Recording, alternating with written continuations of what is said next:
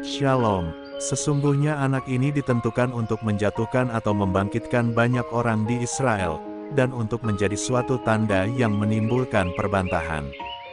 Injil hari ini, Lukas bab 2 ayat 33-35 mengisahkan.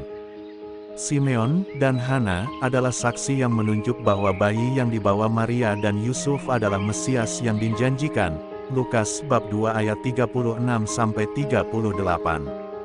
Pada saat itu Simeon yang dipimpin Roh Kudus menyampaikan berkat ayat 34 bahwa Maria dan Yusuf adalah orang-orang yang dipengaruhi karena mendapat kehormatan berkeluarga dengan anak itu. Simeon sekaligus menyampaikan nubuat bahwa sesungguhnya anak ini ditentukan akan membangkitkan banyak orang di Israel, artinya untuk pengobatan mereka yang telah mati dan terkubur di dalam dosa, agar dapat hidup kembali di dalam Allah. Anak ini juga merupakan penghiburan bagi banyak umat Tuhan yang terpuruk dan tenggelam dalam penderitaan. Anak ini ditentukan untuk, eistosin kai anastasin, untuk menjatuhkan mereka agar mereka dapat bangkit kembali. Dalam ayat 34 ini Simeon menunjuk kepada pergumulan yang akan terjadi di masa mendatang. Anak ini akan menyebabkan satu pihak Israel akan jatuh, akan binasa, secara rohani, dan yang lainnya akan bangkit, akan memperoleh keselamatan, beroleh hidup yang sejati. Rangkaian kata ini seperti terdapat dalam Yesaya bab 8 ayat 14 dan bab 28 ayat 16, bandingkan Roma bab 9 ayat 32-33 dan 1 Petrus bab 2 ayat 6-8. Manusia diperhadapkan pada tawaran yang dibawa oleh Yesus Sang Mesias.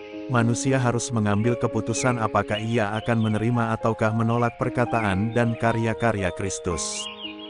Dengan kata lain, kemunculan Sang Mesias, Allah yang inkarnasi dalam rupa manusia yang bernama Yesus adalah seperti tanda mujizat.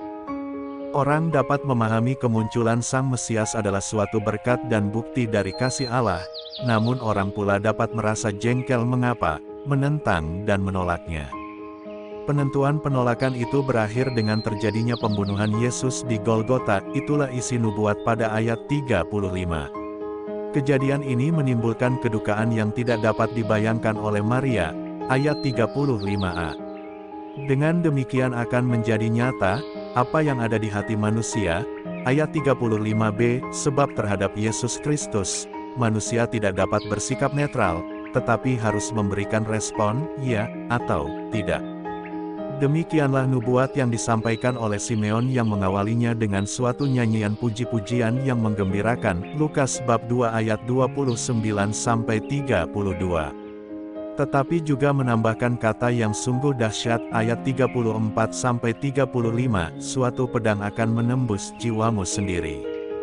Duka Maria adalah duka seorang ibu yang turut merasakan apa yang terjadi terhadap putranya. Ia menyaksikan bagaimana Yesus berkarya sampai pada titik pengorbanan dirinya, demi keselamatan manusia. Karena itu duka Maria juga duka karena dosa manusia.